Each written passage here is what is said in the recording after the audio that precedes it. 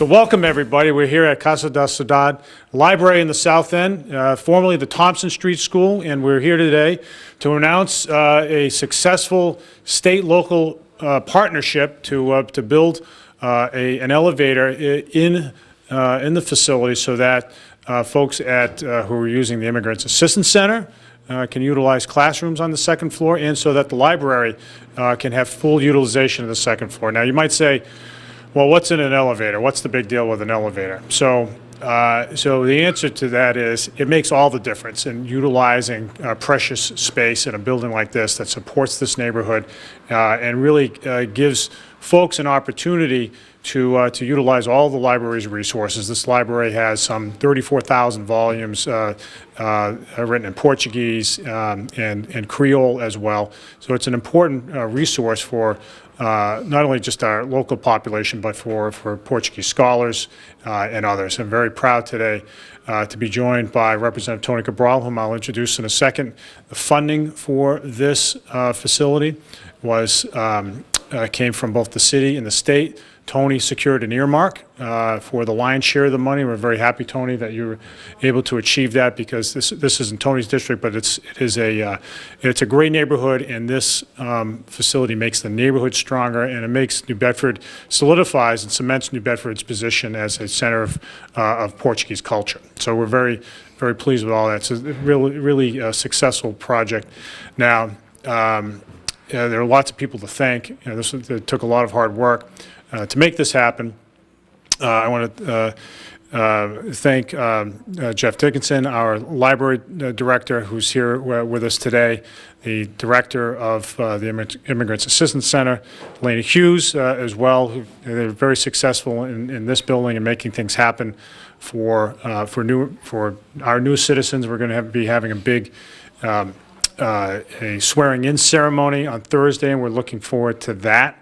Our folks in the Department of Facilities and Fleet Management did a great job shepherding the project, and with us here today is the director of DFFM, Katie Blanchard, along with Mark Champagne, both of whom did a great job in moving this project along. Christina Connolly from my office had a big hand in it.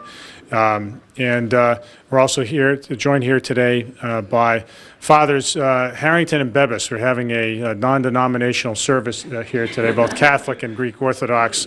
Both serve ably on our library board. Both are passionate bibliophiles, correct, gentlemen? And so much so that I want to introduce, after Tony speaks, I want to introduce Father Bebis, who's been on the library board for about as long as I've been alive.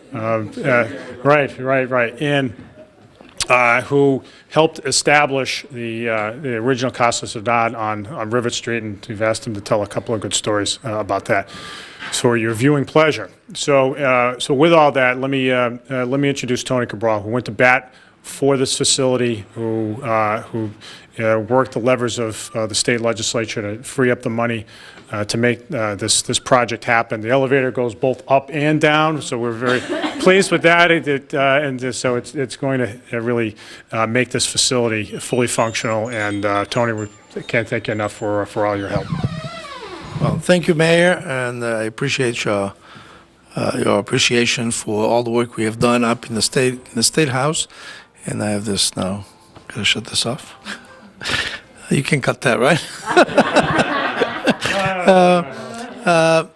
But this is a project we've been working on now for several years now, and with the help of the city and the money that we secured from the state, the city also chipped in some amount of money. The state, we were able to secure $500,000 for this particular project. This will really make this building much more accessible, much more versatile, and will allow the Immigrants Assistance Center to better utilize the building. The Casa da Saudade will better utilize the building. The public overall, because the public has been limited to meeting either downstairs or not meeting at all in terms of meetings in this building. And as you know, one of the things that we do try to have here is allow the public to have meetings in public facilities such as the library facility here.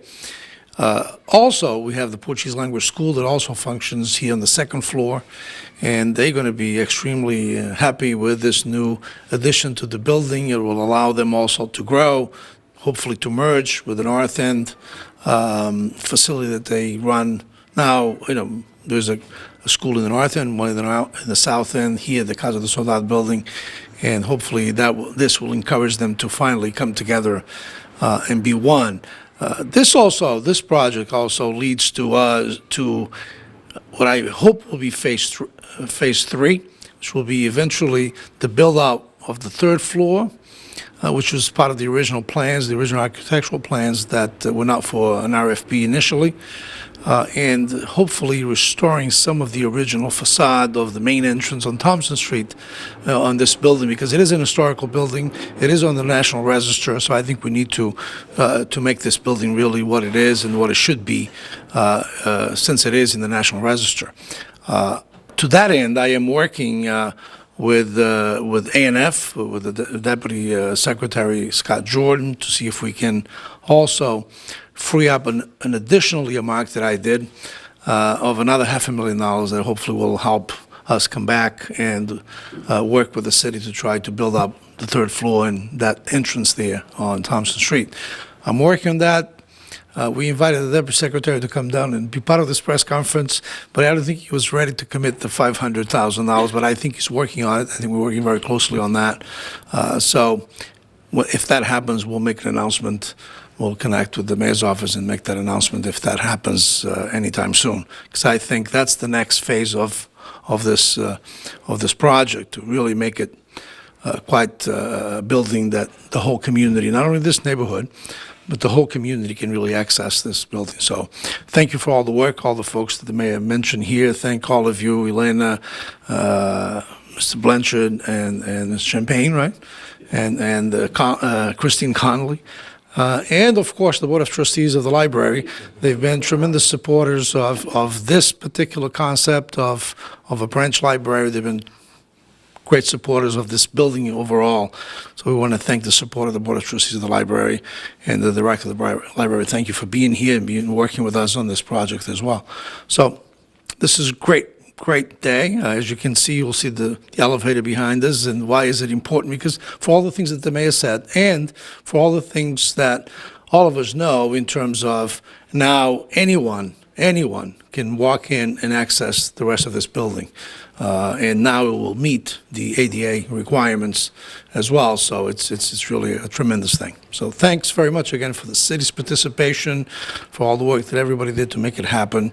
And hopefully we are back here soon with the phase 3 of the project. Thank you. All right, thanks, Tony. Yeah, and just to put numbers on it, elevators aren't cheap. It's about, this elevator is about $650,000, and that's sort of the going rate for an elevator like this in a building like this. So it is, as mundane as it might seem to be celebrating an elevator, it is a big deal. It is a big deal to make sure that this facility realizes its full potential. So I promised you that I would invite up Father Bevis. Father Bevis has been on the library board for over 4 decades, and he is a great patron of the library, a great champion of books in our city and learning and literacy. And Father, can't recount, we don't have enough time to recount all of your good deeds today, but I would ask you just to come on up and say a little bit. I'll walk over to you.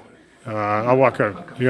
Just to recount a little bit about the origin of the library when it started out on Rivet Street, and what it was like back then to set it up. Yeah, the concept of the Portuguese library was originally initiated by Mr. Solomon, who was the director of the library at that time, a very fine gentleman, and he conceived the concept. He put it up for vote at the trustees board of this meeting, and I remember that I made the motion, and we passed it. Miss Fraga, of course, who's not here today because her husband died, and all of us at the time unanimously supported the establishment of the Portuguese library for 2 purposes: to assist the Portuguese immigrants to use their native language, so the books are available for them. Second, also to learn American. English books, so they can also facilitate the knowledge of the English language and the American literature and so forth. So that was the purpose of the original purpose of Mr. Solomon. God bless his memory, he's gone now. But this is the story. Of course, we had opposition at that time, but we prevailed. And that's why we're very happy. I'm happy personally I'm here today and for this elevator. And I'd like to thank the mayor, you, Mr. Representative, and all of you that supported this wonderful, wonderful addition to this wonderful building. Thank you very much, and Godspeed. All right, thank you, Father Bevis. All right, well, thank you, everybody, for attending, and we'll give the elevator a test drive right now. All right, thanks, everyone.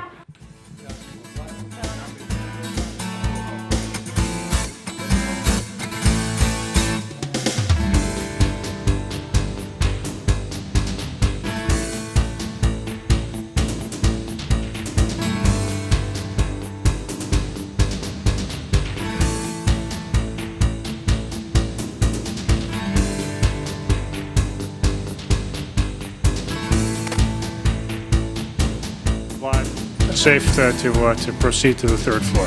Thanks, everybody.